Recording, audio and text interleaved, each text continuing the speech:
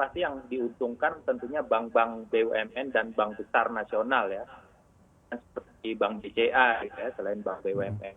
Nah, tapi kalau sebenarnya kalau dari pengelolaan likuiditas ini, bank-bank besar sendiri sebenarnya sudah diuntungkan dengan krisis ini terhadap likuiditas mereka. Karena kalau dalam kondisi ekonomi tidak menentu, orang cenderung memindahkan dananya dari bank-bank kecil, yaitu bank buku 1, buku 2, ke bank-bank besar, yaitu bank-bank buku 3, bank buku 4 gitu ya.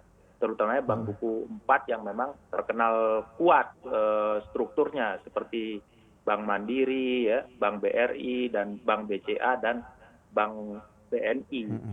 Jadi kalau adanya tambahan likuiditas ini malah sebenarnya dalam kondisi ekonomi sulit menyalurkan kredit, malahan akhirnya bank-bank buku 4 besar ini akan semakin lebih likuiditasnya.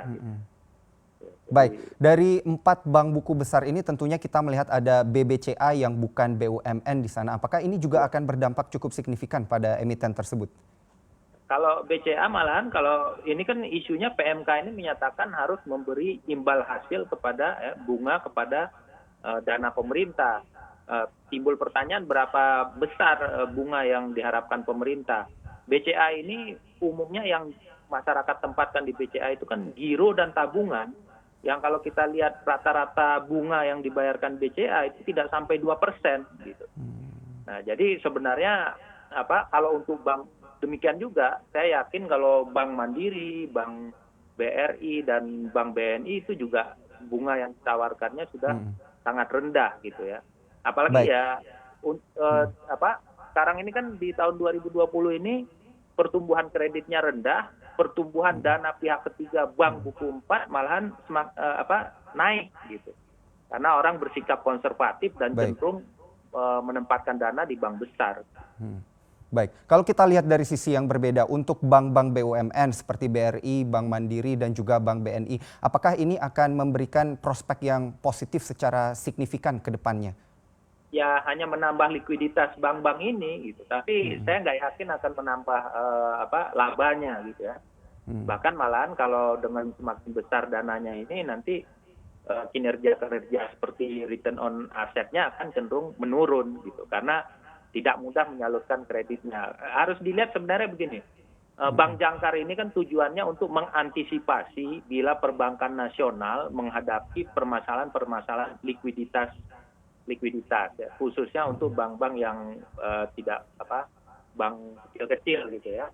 Nah, tentunya bank-bank besar ini dengan pengalaman pengelolaan bank yang sangat baik, mereka akan bisa menilai dengan cepat bank-bank mana yang kesulitan likuiditas, kita kemudian disalurkan likuiditas agar dia tidak mengalami kesulitan yang berkelanjutan, kesulitan yang dapat menyebabkan gangguan. Baik, tapi kalau melihat secara keseluruhan, apakah ini akan memberikan satu persepsi yang positif juga untuk emiten-emiten perbankan yang big caps? Kalau dari sini ya otomatis orang semakin yakin bahwa likuiditas big cap ini semakin banyak gitu, sehingga akan yang sebelumnya memang sudah over liquid gitu ya, likuiditasnya sudah tinggi gitu.